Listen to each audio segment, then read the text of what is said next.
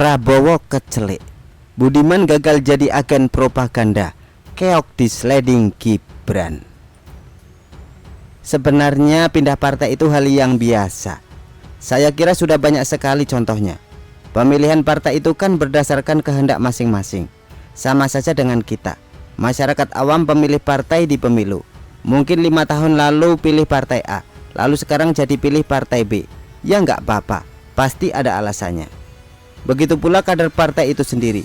Contohnya Ferdinand Hutahian. Dulunya Bang Ferdinand ini kader Partai Demokrat. Pernah berseberangan dengan kita di Pilpres 2019. Tahun 2020 dia keluar dari Demokrat. Lalu pada awal tahun 2023 ini sempat mampir sebentar di Gerindra. Namun karena merasa kurang cocok, akhirnya Ferdinand Hutahian berlabuh di PDIP. Perubahan dan perpindahan itu sesuatu yang wajar. Begitu pula seandainya Budiman Sujatmiko mundur dari PDIP dan kemudian masuk jadi kader Gerindra. Mungkin awalnya publik akan ribut juga, tapi tidak akan dihujat atau diolok-olok, yang pada akhirnya akan mendiskreditkan pribadi seorang Budiman Sujatmiko. Tapi kan kenyataannya Budiman masih menjadi kader PDIP. Ketika dia dan para relawannya akhirnya menggelar deklarasi dukungan kepada Prabowo Subianto sebagai Capres 2024, bukannya mendukung capres yang diusung oleh partainya sendiri PDIP, yakni Ganjar Pranowo. Budiman bahkan tidak bisa memaparkan dengan jelas mengapa dia menganggap Prabowo lebih unggul ketimbang Ganjar Pranowo. Budiman hanya menyebut Prabowo adalah pemimpin yang strategis. Maksudnya mungkin memiliki pemikiran strategis gitu ya. Karena menurut Budiman Indonesia butuh pemimpin yang bisa melihat kondisi global. Sementara Ganjar Pranowo itu, kata Budiman, tentu memiliki pemikiran strategik, tapi kekuatan dan daya magnetnya ada pada komunikasi populis. Namun kata Budiman, kita butuh pemimpin yang strategik, bukan populis. Paparan Budiman itu bagi saya jadi mirip sama kata-kata Anies Baswedan, muter-muter nggak karuan. Masa Budiman nggak tahu kalau Dubes Norwegia pernah mendatangi Pak Ganjar untuk menjajaki kerjasama transisi energi. Energi itu kan isu global, dan ini Pak Ganjar yang didatangi. Artinya warga negara lain tahu bagaimana strategisnya pemikiran Pak Ganjar. Sementara Pak Prabowo itu mengurusi food estate kebun singkong saja gagal. Strategi jari Hong Kong. Emang gak ada alasan lain yang lebih maksud akal gitu. Jadi wajar ya ketika publik melihat Budiman ini sebagai pribadi yang gak jelas terkait dukungannya terhadap Prabowo.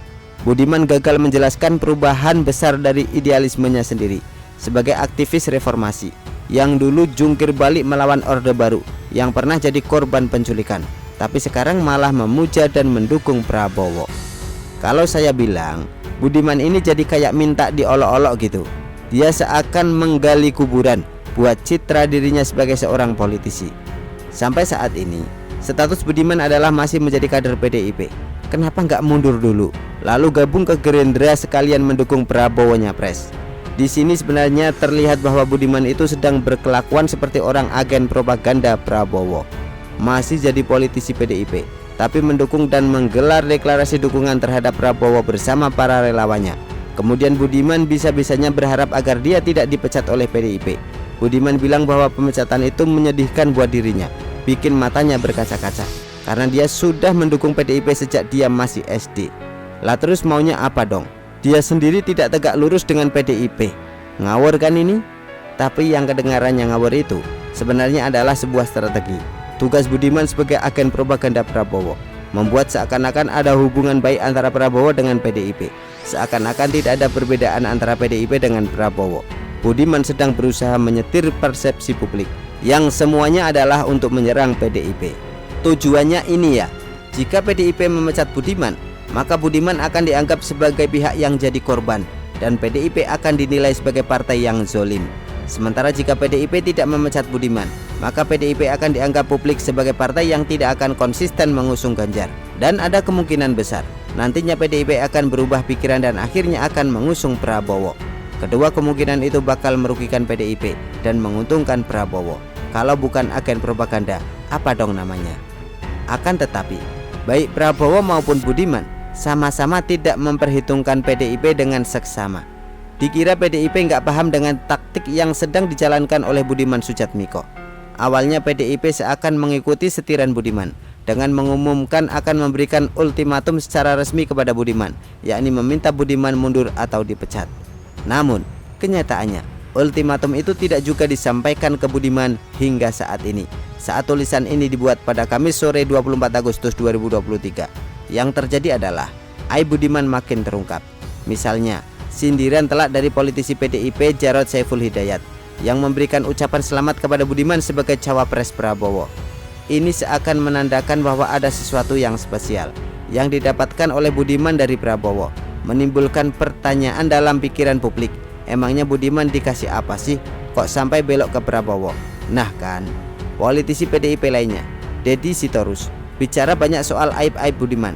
Deddy menyamakan Budiman seperti orang yang berkhianat sama orang tuanya, terus minta tetap dapat warisan. Ini kan sebuah analogi yang bikin Budiman seperti orang yang gak tahu diri.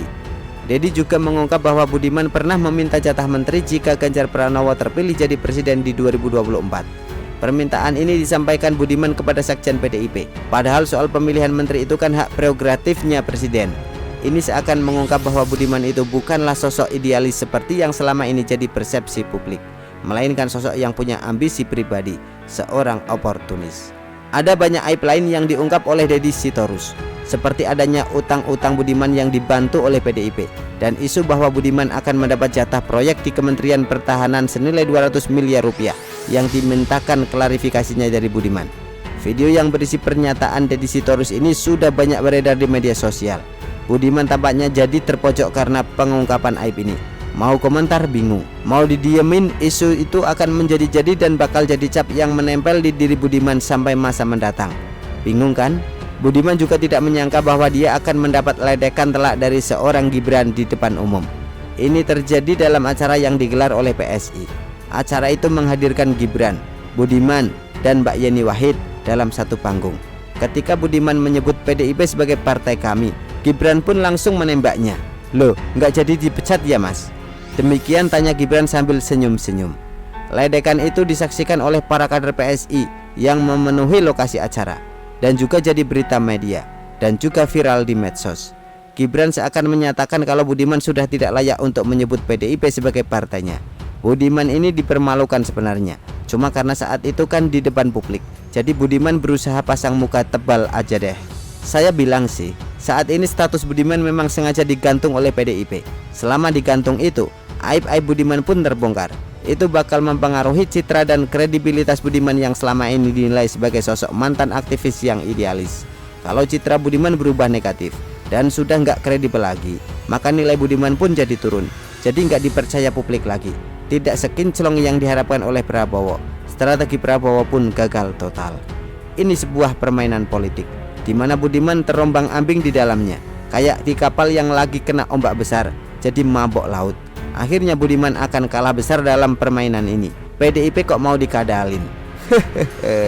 Macam-macam aja ya. Begitulah akal-akalan propaganda yang gagal total. Artikel label dari Shu.com ditulis oleh Nina Nur. Bagaimana menurut Anda?